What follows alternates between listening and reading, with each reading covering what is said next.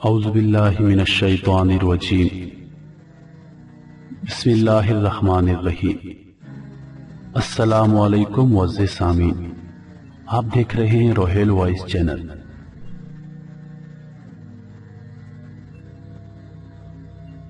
ایک دن بادشاہ نے اپنے 3 وزراء کو دربار میں بلایا اور تینوں کو حکم دیا کہ تینوں ایک ایک تھیلا لے کر باغ میں داخل ہوں اور وہاں سے بادشاہ کے لیے مختلف اور اچھے اچھے پھل جمع کریں۔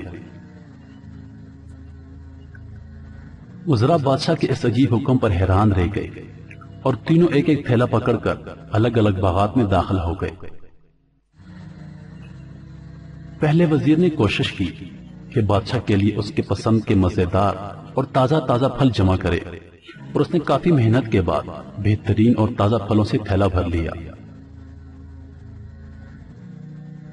دوسرے وزیر نے خیال کیا کہ بادشاہ ایک ایک پھل کا خود تو جائزہ نہیں لے گا کہ کیسا ہے اور نہ ہی پھلوں میں فرق دیکھے گا، اس لیے اس نے بغیر تفریق کیے جلدی جلدی ہر قسم کے تازہ اور کچے اور گلے سڑے پھلوں سے اپنا تھیلا بھر لیا۔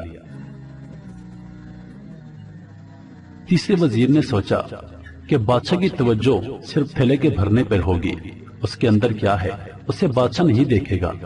یہی سوچ کر تیسری وزیر نے تھیلے میں گھاس پھوس اور پتے بھر لیے اور محنت سے بچ گیا اور وقت بھی بچا لیا۔ دوسرے دن بادشاہ نے تینوں وزراء کو اپنے دربار میں تھیلوں سمیت حاضر ہونے کا حکم دیا۔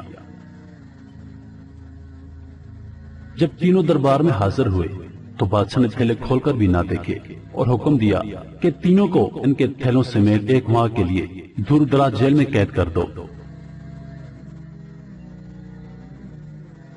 اب اس دور دراز جیل میں تینوں کے پاس کھانے پینے کے لیے کچھ نہیں تھا سوائے ان تھیلوں کے جو انہوں نے جمع کیا تھا۔ اب پہلا وزیر جس نے اچھے اچھے پھل چن کر جمع کیے تھے وہ مزے سے اپنے انہی پھلوں پر گزارا کرتا رہا، یہاں تک کہ 1 ماہ بآسانی گزر گیا۔ دوسرا وزیر جس نے بغیر دیکھے تازہ خراب پھل تمام جمع کیے تھے، اس کے لیے بڑی مشکل پیش آئی۔ کچھ دن تو تازہ پھل کھا لیے، لیکن پھر کچے اور گلے سڑے پھل کھانے پڑے، جس سے وہ بہت سخت بیمار ہو گیا اور اسے بہت تکلیف اٹھانی پڑی۔ تیسرا وزیر جس نے اپنے تھیلے میں صرف گھاس پھوس ہی جمع کیا تھا، وہ کچھ دن بعد ہی بھوک سے مر گیا، کیونکہ اس کے پاس کھانے کو کچھ نہ تھا۔ ظاہر ہے اس نے تھیلے میں گھاس پھوس ہی جمع کیا تھا۔ میرے پیارے بھائیوں اور دوستو، اب آپ اپنے آپ سے پوچھئے آپ کیا جمع کر رہے ہیں؟ اس وقت آپ اس باغ میں ہیں جہاں سے آپ چاہیں تو نیک اعمال اپنے لیے جمع کریں اور چاہیں تو خراب اعمال، مگر یاد رہے جب بادشاہ کا حکم صادر ہوگا تو آپ کو اپنی جیل یعنی قبر میں ڈال دیا جائے گا۔ اس جیل میں آپ اکیلے ہوں گے، جہاں آپ کے ساتھ صرف آپ کے اعمال کی تھیلی ہوگی، تو جو آپ نے جمع کیا ہوگا وہی آپ کو وہاں کام دے گا۔ تو آج تھوڑی سی محنت کر کے اچھی اچھی چیزیں یعنی نیک اعمال جمع کر لیں اور وہاں بآسانی اور آرام والی زندگی گزاریں۔ ابھی ہمارے پاس وقت بھی ہے اور اللہ پاک نے سب معذوریوں سے بھی دور کر رکھا ہے۔